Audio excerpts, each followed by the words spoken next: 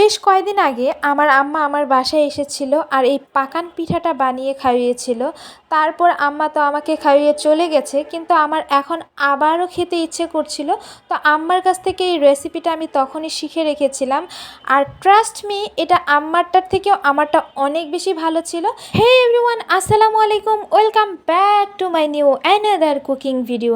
আজকে আপনাদের সাথে আমি শেয়ার করব পাকান পিঠা বলেন, তেলের পিঠা বলেন, একদম অথেন্টিক রেসিপি। তো চলুন শুরু করি। প্রথমত এখানে আমি চালের গুঁড়ি নিয়ে নিয়েছি আর নিয়ে নিয়েছি ময়দা। আর চালের গুঁড়িটা ময়দার থেকে পরিমাণে বেশি দিবেন, ময়দাটা 3/1 দিবেন চালের গুঁড়োর। তারপরে দিয়েছিলাম লবণ, তারপরে দিচ্ছি চিনি। আর এখানে একদম গ্রামের খাঁটি আখের গুড়, এই গুড়ের কারণে আসলে পিঠাটা এত বেশি মজা হয়। আপনারা চেষ্টা করবেন সবসময় ভালো মানের গুড়টা ব্যবহার করার জন্য, তাহলে কিন্তু খেতে খুবই ভালো হয়। তারপর অল্প একটু পানি আমি হালকা গরম করে নিয়েছি, এমনভাবে গরম করবেন যে হাতে ধরা যায় এরকমভাবে। আবার অনেক বেশি গরম করতে যাবেন না, তাহলে কিন্তু পিঠাটা এই আটাটা একদমই বয়েল হয়ে যাবে, তাহলে কিন্তু ভালো হবে না। এখন আমি আস্তে আস্তে এই গরম পানিটা দিয়ে এটা খুব সুন্দরভাবে একটা মিশ্রণ বানিয়ে নিব। আর এই তেলের পিঠা বলেন, পাকান পিঠা বলেন, এই পিঠাটার ব্যাটারটা কেমন হবে আপনারা এখানে দেখেই বুঝতে পারবেন আমি কিভাবে বানাচ্ছি। একটু পর পর একটু করে পানি অ্যাড করছি আর এই ব্যাটারটা তৈরি করছি। এই ব্যাটারটা যদি ভালো না হয়, পানি বা কম বা বেশি হয়, তাহলে কিন্তু পিঠা হবে না, একদমই ফেল হয়ে যাবেন।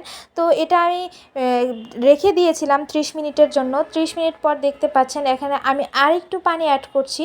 আর আমি রেখে দেওয়ার কারণ হচ্ছে আমি যেহেতু চিনি ব্যবহার করেছি, চিনিটা মেল্ট হয়ে যাবে, সেই জন্য আমি রেখে দিয়েছিলাম। এখন আবারও খুব সুন্দরভাবে আমি বেশ কিছুক্ষণ নাড়িয়ে চাড়িয়ে নিয়েছি। এখন চুলায় আমি তেল দিয়ে দিচ্ছি। আপনারা চাইলে বেশি পরিমাণ তেল দিতে পারেন, কোনো প্রবলেম নেই। আমি কিন্তু খুবই কিপটা তেলের ব্যাপারে, অল্প পরিমাণেই আমি তেল দিয়েছি। দিয়ে দেওয়ার পর বেশ গরম হয়ে যাওয়ার পর এখানে আমি পিঠা দিচ্ছি। OMG! ওয়াও! প্রথম পিঠাটা দেওয়ার পর আমি ভেবেছিলাম যে ফুলবে না, প্রথম 2-1টা কিন্তু উল্টাপাল্টা হয়, কিন্তু এটা ছিল একদম ফার্স্ট পিঠা, এত সুন্দর হয়েছিল যে আমি দেখে একদম হতবাক হয়ে গিয়েছিলাম যে এই পিঠাটা আসলেই এত সুন্দর হয়। কিছু কিছু টিপস আছে যেগুলো মেনে চললে পিঠা কিন্তু হয়, খুবই সুন্দর হয়। আর সেগুলো যদি আপনি স্কিপ করে যান, তাহলে আপনি যত চেষ্টাই করেন এই পিঠাগুলো হয় না। যেমন ধরেন হালকা একটু গরম পানি ব্যবহার করা, আবার কিছুক্ষণের জন্য এই পানি মিক্সড করে রেখে দেওয়া, এই জিনিসগুলো আপনাকে অবশ্যই খেয়াল করতে হবে, তাহলে কিন্তু পিঠাটা খুব বেশি ভালো হবে। আবার যখন পিঠাটা তেলের ভিতরে দিবেন, তেলটা যেন খুব ভালোভাবে গরম হয়, তাহলে কিন্তু পিঠা ফুলবে, না হলে কিন্তু একদমই ফুলবে না। তো এদিক দিয়ে কথা বলতে বলতে আমার পিঠাগুলো সব বানানো হয়ে গেছে। তো আপনাদের সাথে চলুন শেয়ার করি ভিতরটা কেমন হয়েছে।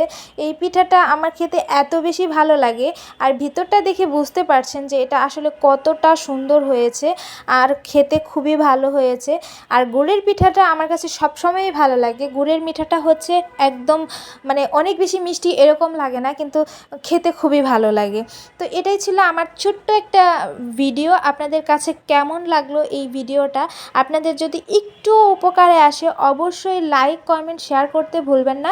সবাই অনেক বেশি ভালো থাকবেন। আজ এই পর্যন্ত, আল্লাহ হাফেজ।